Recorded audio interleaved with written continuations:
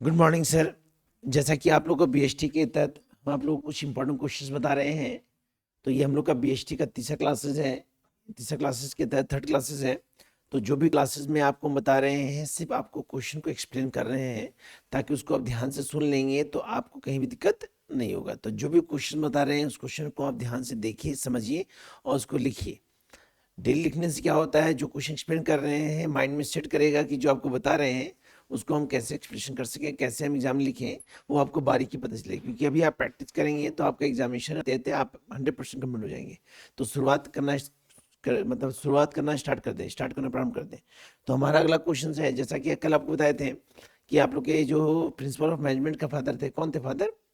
Henry Fayol. उनके नाम था हेनरी फ्योल। वो क्या थे, उनका जन्म जो हुआ था 1841 में हुआ था। कितना वर्ष में था? 1800। कहाँ हुआ था सर? फ्रांस में हुआ था। कहाँ हुआ था? तो उनके द्वारा कुछ प्रिंसिपल ऑफ मैनेजमेंट बताया गया था। तो प्रिंसिपल ऑफ मैनेजमेंट बताए थे कि प्रिंसिपल ऑफ मैनेजमेंट जो होता है एक रूल और रेगुलेशन होता है, जिस बेस पे यदि हम मैनेजमेंट वर्क करते हैं या किसी भी वर्क को कंप्लीट करते हैं तो उस रूल को फॉलो करते हैं, उस प्रिंसिपल को फॉलो करते हैं, तो ऑटोमेटिक हमारा ऑब्जेक्ट जो होता है वो आसानी से प्राप्त हो जाता है। तो किसी भी मैनेजमेंट सेक्टर के में या किसी भी बिजनेस सेक्टर में यदि प्रिंसिपल ऑफ मैनेजमेंट का यूज करते हैं तो ऑटोमेटिक हमारा वो बिजनेस डेवलप करता है। तो उसी के तहत आपको बताए थे कल 14 प्रिंसिपल बताए थे, जिसमें 4-5 नाम बहुत इंपॉर्टेंट है, याद रखिएगा। यदि आपको 14 प्रिंसिपल में बोलेगा कि 5 प्रिंसिपल को एक्सप्लेन करें तो उसमें एक्सप्लेन कीजिएगा। पहला division of work, division of. दूसरा है रिमनेशन। दूसरा है, तीसरा है इक्विटी। चौथा है हमारा है चेन रूल। चेन रूल क्या होता है? Chain rule स्कैलरेशन। स्कैलरेशन क्या होता है कि हर डिपार्टमेंट में जो मेंबर्स होते हैं ना, एम्प्लॉय, उनका एक चेन बटा होता है, उनका कैटेगरी बटा होता है कि किस कैटेगरी में किस एम्प्लॉय को क्या काम करना है। ठीक है। फिर हमारा बताए थे आपको यूनिटी बताए थे, उसमें आपको यूनिटी ऑफ कमांड। बहुत सारे प्रिंसिपल है, तो ये 5 नाम याद रखेंगे। और बाकी यदि कंप्लीट पूछता है 14, तो कंप्लीट 14 प्रिंसिपल को जो हम कल वाली वीडियो में आप लोग एक्सप्लेन किए थे, तो सारे पॉइंट को लिख करके एक्सप्लेन कर दीजिएगा, कोई दिक्कत नहीं।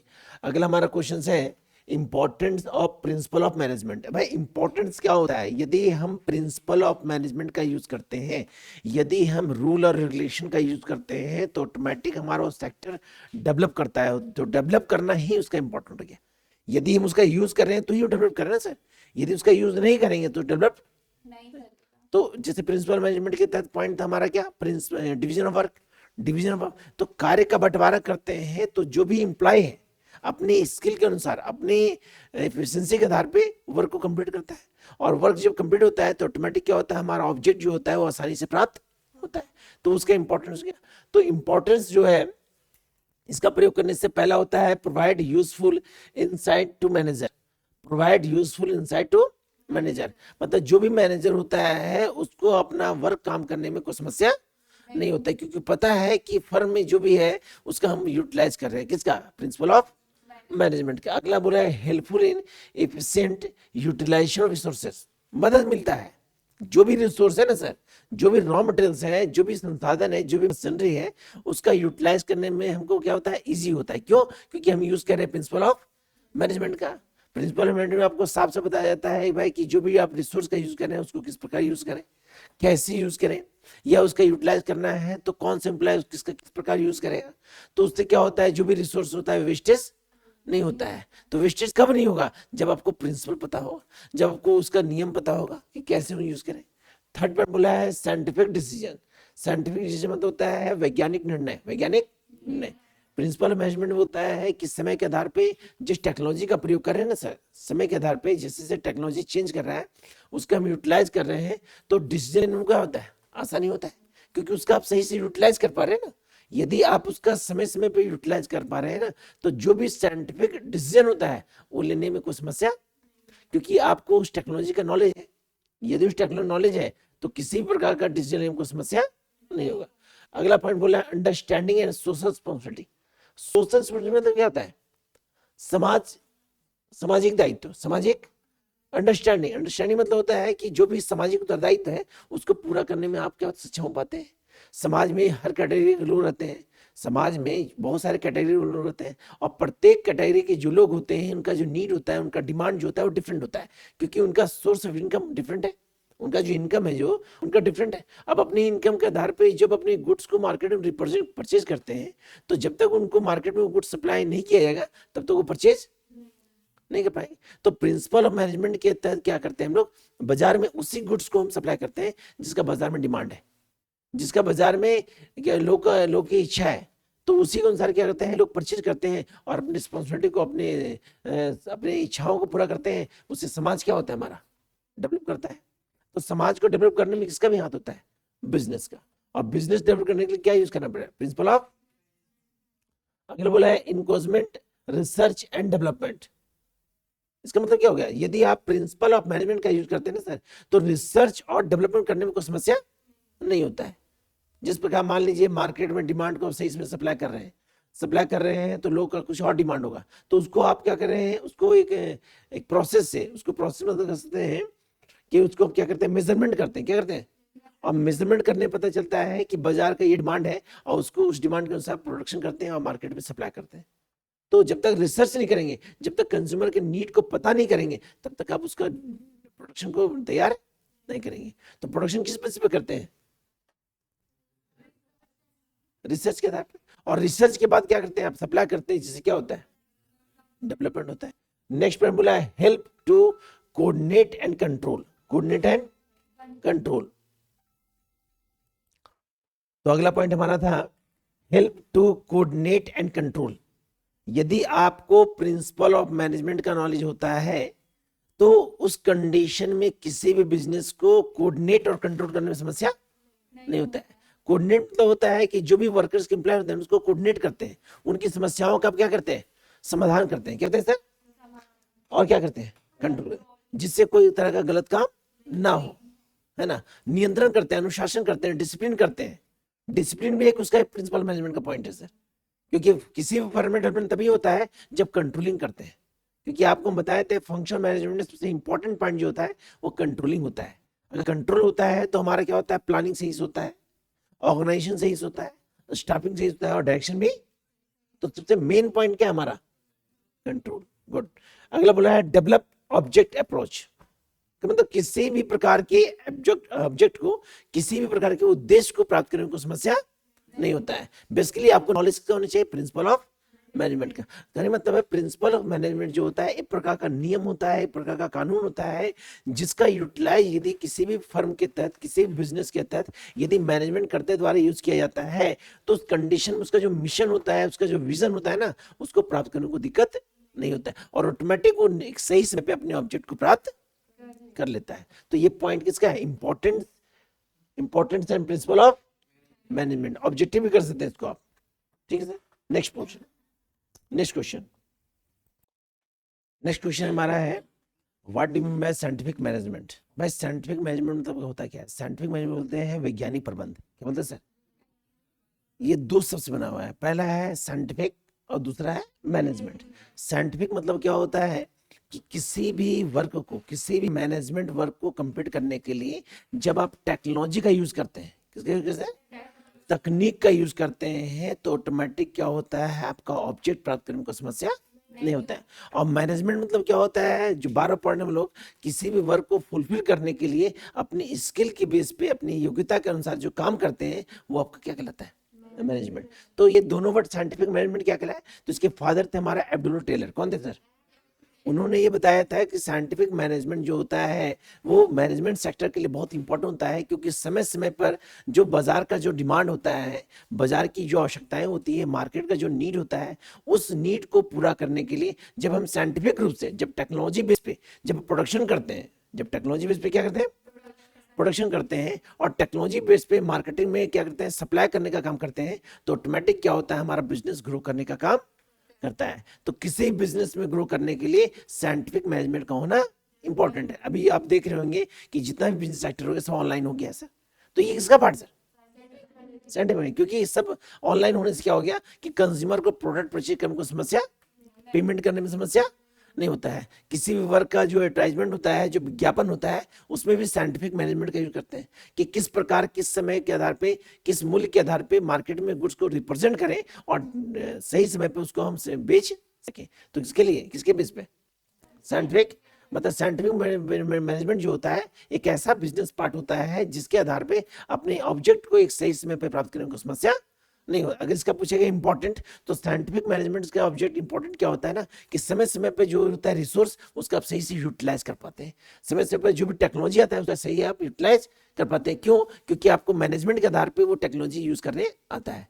एक मैनेजमेंट करता को जब साइंटिफिक मैनेजमेंट के आधार पे जब काम किया जाता है ना, तो उस कंडीशन में क्या होता है, वह उस साइंटिफिक का, उस टेक्निक का, उस नॉलेज का सही से यूटिलाइज करके क्या करता है, प्रोडक्शन करता है, और सही समय पे क्या उसको बेचने का काम करता है। साइंटिफिक मैनेजमेंट से फायदा क्या होता है कि प्रोडक्शन जो होता है उसमें जल्दी होता है। इसमें क्या होता है, टाइम टेकन होता है, समय की बचत होती है, खर्च भी क्या होता है, कम होता है, इफिशिएंसी ग्रोथ करता है। क्योंकि मान लीजिए आप फर्स्ट प्रोसेस के आधार प्रोडक्शन कर रहे हैं, आपको टेक्नोलॉजी नॉलेज नहीं है, लेकिन बार बार साइंटिफिक मैनेजमेंट के आधार पर प्रोडक्शन कर रहे हैं, तो ऑटोमेटिक आपका इफिशिएंसी ग्रोथ कर पा रहा है। नॉलेज क्या होता है, ग्रोथ करता है, तो ऑटोमेटिक क्या होता है कि नेक्स्ट टेक्नोलॉजी का आप यूज करने में कोई समस्या नहीं होता है। मतलब कहने का मतलब है कि समय समय पे जो मार्केट का जो डिमांड होता है, उस डिमांड के अनुसार पे आप हमेशा अपडेट होना जरूरी है। क्योंकि जब तक आप अपडेट नहीं होंगे ना, तब तक आप टेक्नोलॉजी का सही यूटिलाइजेशन नहीं कर पाएंगे। और यूटिलाइजेशन करने का क्या होता है कि मार्केट के डिमांड को आप क्या करेंगे, पूरा कर पाते हैं। तो साइंटिफिक मैनेजमेंट जो होता है ये 2 वर्ड से बना हुआ है। इसका जो इंपॉर्टेंस है उससे इंपॉर्टेंस किसका है, मैनेजमेंट का। अब पूछेगा importance of scientific management, scientific management का इंपॉर्टेंस क्या है सर।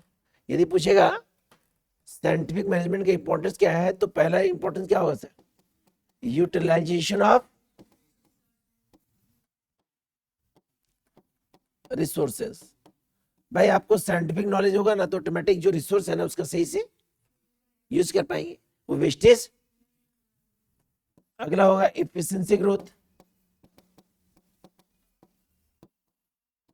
एफिशिएंसी क्या होगा। अगला क्या होगा, एम्प्लॉयमेंट ग्रोथ करेगा। क्या ग्रोथ करेगा, एम्प्लॉयमेंट ग्रोथ करेगा, रोजगार बढ़ेगा। अगला क्या होगा, अगला होगा टाइम सेविंग होगा। क्या होगा सर, टाइम सेविंग होगा।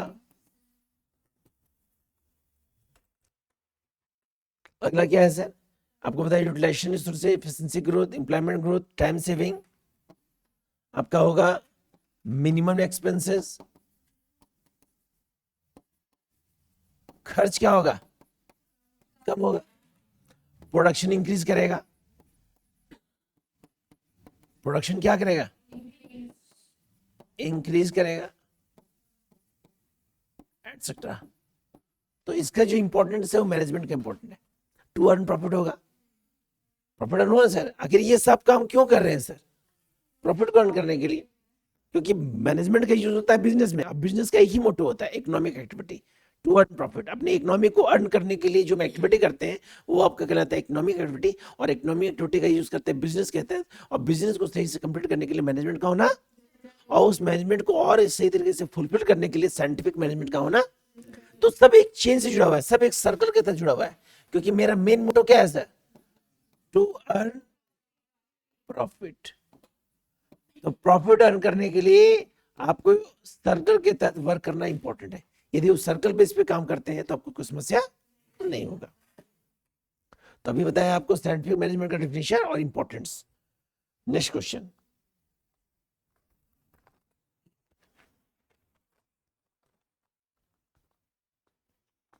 अगला क्वेश्चन बहुत इंपॉर्टेंट क्वेश्चन है।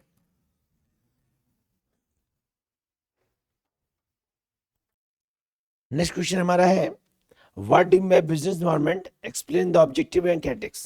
ठीक है, भाई बिजनेस एनवायरनमेंट होता क्या है, नाम से स्पष्ट है, व्यवसायिक वातावरण। व्यवसायिक, तो व्यवसायिक वातावरण ये भी 2 वर्ड से बना हुआ है। पहला बिजनेस, पहला तो इकोनॉमी को अर्न करने के लिए जब ट्रांजैक्शन करते हैं तो वो बिजनेस कहलाता है। और इन्वायरमेंट क्या होता है, हमारे चारों ओर जो विद्यमान जितने भी गुड्स हैं जिससे हम अपनी नीड को प्राप्त करते हैं, वो हमारा क्या कहलाएगा, इन्वायरमेंट कहलाएगा। तो बिजनेस इन्वायरमेंट क्या होता है, तो बिजनेस इन्वायरमेंट का मतलब होता है कि किसी भी बिजनेस को जब आप स्टार्ट करते हैं तो डिपेंड करता है कि उस इन्वायरमेंट का क्या डिमांड है, उस इन्वायरमेंट का, उस वातावरण का क्या डिमांड है। क्योंकि उसी इन्वायरमेंट के डिमांड के आधार पे जब गुड्स को रिप्रेजेंट करते हैं, उस इन्वायरमेंट के डिमांड के अनुसार जब गुड्स को क्या करते हैं, रिप्रेजेंट करते हैं, तो ऑटोमेटिक वो कहलाता है बिजनेस इन्वायरमेंट। मान लीजिए किसी बिजनेस को आप जब स्टेब्लिश किए हैं और किसी ऐसे इलाके में खोलते हैं जहां पे कम्युनिकेशन नहीं है, जहां पे लोग नहीं रहते हैं, तो आपका बिजनेस किसी भी कंडीशन से नहीं चलेगा। लेकिन एक ऐसा प्लेस में खोलते हैं जहां डिमांड है, तो ऑटोमेटिक का बिजनेस क्या करेगा, ग्रो करेगा, क्योंकि वहां कम्युनिकेशन है, क्या वहां एक तरह का इन्वायरमेंट है, वहां लोग का डिमांड है। तो जिस जिस गुड्स का जहां पे डिमांड होता है, उस गुड्स को उस इन्वायरमेंट यदि स्टैब्लिश करते हैं, उस बिजनेस को उस जगह पे खोलते हैं, तो ऑटोमेटिक हमारा व्यवसाय ग्रो करने का काम होता है। मान लीजिए एक प्लेस है, मान लीजिए एक एग्जांपल समझने के लिए, मान लीजिए एक प्लेस है, ठीक है, रूरल एरिया है,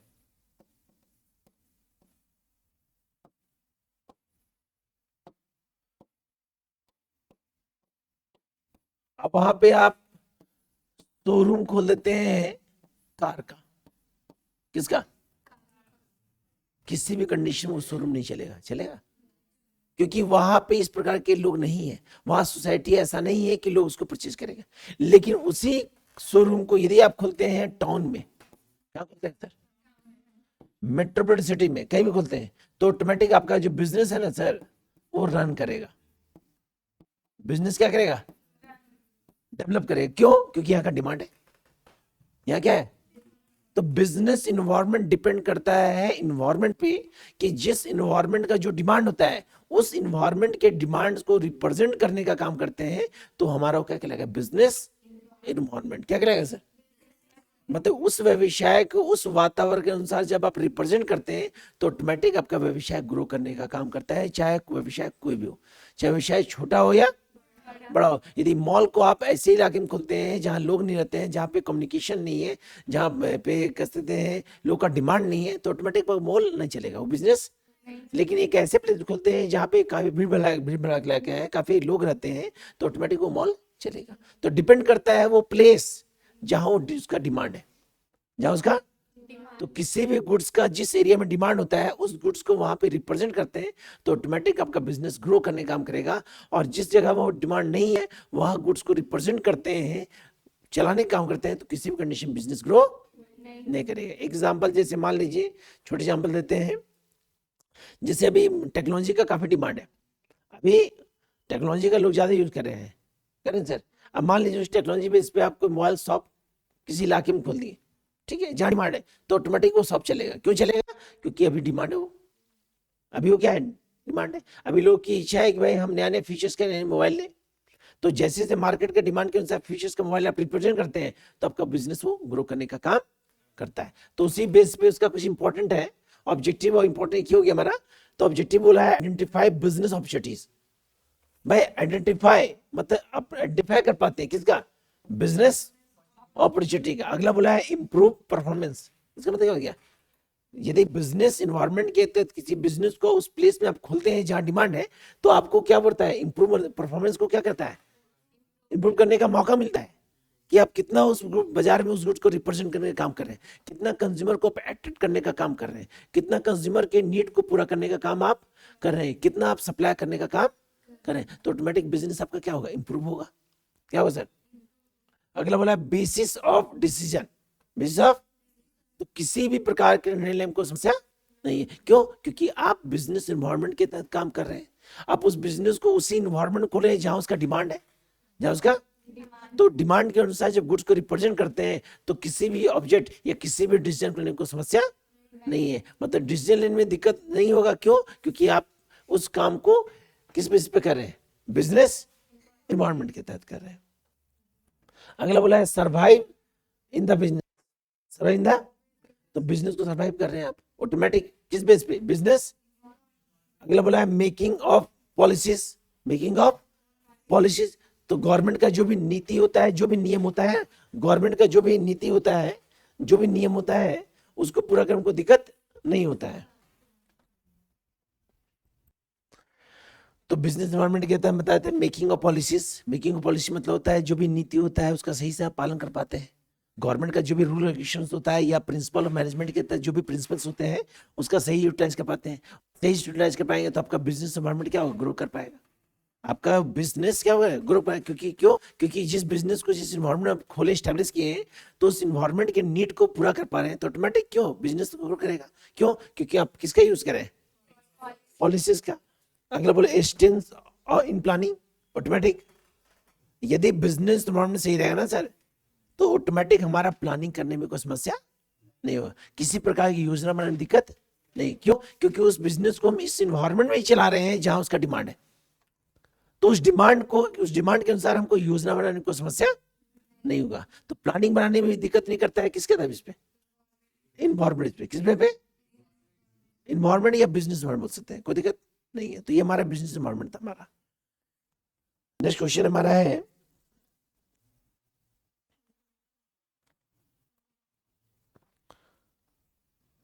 इन्वायरमेंट दो होता है सर।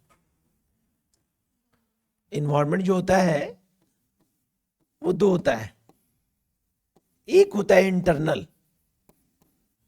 क्या होता है सर? इंटरनल। और एक होता है क्या, एक्सटर्नल। इंटरनल मतलब होता है आंतरिक वातावरण, और एक्सटर्नल होता है बाह्य वातावरण। क्या होता है सर? तो इंटरनल बिजनेस इन्वायरमेंट क्या हो गया ना सर, जब आप प्रोडक्शन करते हैं, जब आप और प्रोडक्शन करने के दौरान प्रोडक्ट को जब आप तैयार करने का काम करते हैं, तो किस बेस पे, इंटरनल। किस गुड्स को तैयार करें, कितना क्वांटिटी में उसको मटेरियल चाहिए, कितना वेट होना चाहिए, मतलब जब तक प्रोडक्ट कंप्लीट नहीं होता है, तब तक भी यूज करते हैं इंटरनल बिजनेस इन्वायरमेंट। क्या यूज करते हैं सर? मतलब प्रोडक्ट को तैयार करने तक जिस इन्वायरमेंट का यूज करते हैं, उसका नाम क्या होता है, इंटरनल बिजनेस। और उस प्रोडक्ट को जब आप बेचने का काम करते हैं, जब तक कंज्यूमर के पास पहुंच न जाए, जब तक कंज्यूमर के पास वह गुड्स रिप्रेजेंट ना हो जाए, तब तक किसका यूज करते हैं, एक्सटर्नल बिजनेस एनवायरनमेंट का। किसका सर? है ना, जब तक कंज्यूमर को सेटिस्फाइड नहीं कर पा रहे हैं, तब तक किसका यूज कर पा रहे हैं। तो इंटरनल मतलब होता है प्रोडक्शन करना, और एक्सटर्नल मतलब होता है कंज्यूमर को सेटिस्फाइड करना, ये कंज्यूमर को एक सही मूल्य पर उस वस्तु को बेच देना। क्या देना? तो बेचने के लिए भी प्रोसेस होता है सर, बेचने के लिए प्रोसेस होता है, एडवर्टाइजमेंट होता है, ब्रांडिंग होता है, पैकेजिंग होता है, लेबलिंग होता है, डिस्काउंट होता है। मतलब किस बेस पे कंज्यूमर को हम अट्रैक्ट करें, मोटिवेट करें, ताकि हमारा प्रोडक्ट सही समय पे बाजार पे बिक सके, वो क्या हो गया, एक्सटर्नल बिजनेस। तो इंटरनल होता है तैयार करना, और एक्सटर्नल होता है बेचना। क्लियर? अगला क्वेश्चन इसकी तरह है, explain the new economic policy. आपको पता होना चाहिए कि बिजनेस इन्वायरमेंट के तहत हमारा एनईपी है, जो हमारा 1991 में पास किया था। तो न्यू इकोनॉमिक पॉलिसी के तहत 3 वर्ड था, liberalization, privatization and globalization. Liberalization जो होता है, पूछता है explain the LPG, explain the LPG. LPG क्या होता है? लिबरलाइजेशन उदारवादी, प्राइवेटाइजेशन निजीकरण, ग्लोबलाइजेशन विश्वव्यापीकरण। तो लिबरलाइजेशन मतलब क्या होता है कि किसी भी प्रोडक्ट को जब आप तैयार करते हैं, है ना, किसी भी प्रोडक्ट को आप तैयार करते हैं, तो न्यू इकोनॉमिक पॉलिसी के तहत लिबरलाइजेशन का होना इंपॉर्टेंट है। लिबरलाइजेशन मतलब होता है उदारवादी, मतलब कुछ ऐसे पॉलिसीज बनाए जाते हैं बिजनेस इन्वायरमेंट के लिए गवर्नमेंट के द्वारा, जिससे सोसाइटी में जो भी बिजनेसमैन है वो लिबरल होकर काम कर सके, जो इजी से उस पॉलिसी का रूल रेगुलेशन का पालन कर सके। यदि जब तक लिबरल नहीं होगा, जब तक उनकी नीति उदारवादी नीति नहीं होगा, उदारवादी में समझिए, उदारवादी बनता है लिबरल, सबके लिए समान, सबके लिए, ताकि हर व्यक्ति उस बिजनेस पॉलिसी का यूज कर सके। दैट क्या होगा, लिबरलाइजेशन। क्या होगा सर? अगर कठोर नीति होगा तो सोसाइटी डेवलप, हर कोई बिजनेस चला, लेकिन लिबरल होगा ना तो हर व्यक्ति अपने इकोनॉमी को अर्न करने के लिए बिजनेस को चला सकेगा। दूसरा क्या होता है, प्राइवेटाइजेशन। प्राइवेटाइजेशन मतलब होता है निजीकरण। क्या होता है सर? इसके तहत कुछ बिजनेस के सेक्टर होते हैं जिसको प्राइवेटाइजेशन जोड़ा जाता है। क्या होता है? इनका एक ही मोटो होता है, टू अर्न प्रॉफिट। क्या होता है सर? इनके तहत क्या होता है कि प्राइवेट सेक्टर होते हैं जिनका ऑब्जेक्ट होता है उस सेक्टर को डेवलप करना, उस सेक्टर को, जो क्या हो गया, प्राइवेटाइजेशन। और ग्लोबलाइजेशन क्या हो गया, विश्वव्यापीकरण। ये विश्वव्यापीकरण मतलब होता है कि विश्व में जितने भी देश होते हैं ना, हर देश से बिजनेस को एक्सपोर्ट इंपोर्ट करना क्या होता है? ग्लोबलाइजेशन। तो न्यू इकोनॉमिक पॉलिसी के तहत, बिजनेस एनवायरनमेंट के तहत न्यू इकोनॉमिक पॉलिसी का होना जरूरी है। उससे क्या होता है? हमारा बिजनेस डेवलप होने का कार्य करता है। तो बिजनेस को डेवलप करने के लिए न्यू इकोनॉमिक पॉलिसी का होना भी इंपॉर्टेंट है, जो अब क्लास 11 में पढ़ चुके हैं। इसके बारे में डिटेल बताए भी, हम शॉर्टकट बताएं, लेकिन क्लास 11 इसका कंप्लीट बताएं। तो यदि आपको न्यू इकोनॉमिक पॉलिसी पूछेगा ना सर, तो सिर्फ एलपीजी को एक्सप्लेन करेंगे। किसको एक्सप्लेन करेंगे? एलपीजी को। नेक्स्ट हमारा टॉपिक है, अभी तक आपको बताएं, पहले बताएं आपको हम इंट्रोडक्शन बताएं। इंट्रोडक्शन के तहत 9 क्वेश्चन बताएं। फिर बताएं आपको हम principal of management, principle of, फिर बताएं आपको बिजनेस एनवायरनमेंट। क्या बताएं? अब अगला टॉपिक हमारे क्या है सर? प्लानिंग है। क्या है सर? तो इसके तहत टोटल आपका क्वेश्चन बता चुके हैं हम, टोटल 22 या 23 क्वेश्चन बता चुके हैं इसके तहत कंप्लीट। 22 या 23 क्वेश्चन बता चुके हैं। अब ज्यादा कुछ नहीं है। प्लानिंग है, ऑर्गेनाइजेशन है, प्लानिंग है, ऑर्गेनाइजेशन है, स्टाफिंग है, डायरेक्शन है, कंट्रोलिंग है, कंट्रोल में बोलते हैं, कंट्रोलिंग है। अगला हमारा टॉपिक है, अगला टॉपिक हमारा है कंज्यूमर प्रोटेक्शन एक्ट। फिर हमारा है फाइनेंस मार्केट, फाइनेंशियल मार्केट,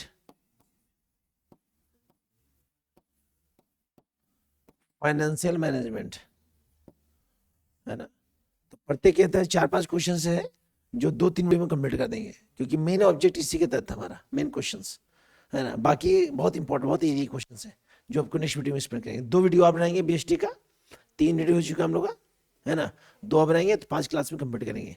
आपका काम क्या करना है, जो भी कंटेंट बता रहे हैं उसको, क्वेश्चन को पढ़ करके उसको नोट डाउन कर ले, ठीक है, ताकि एग्जामिनेशन में उसी क्वेश्चन को पढ़ने को दिक्कत। बाकी मिलेंगे कल वीडियो में सर। Okay sir.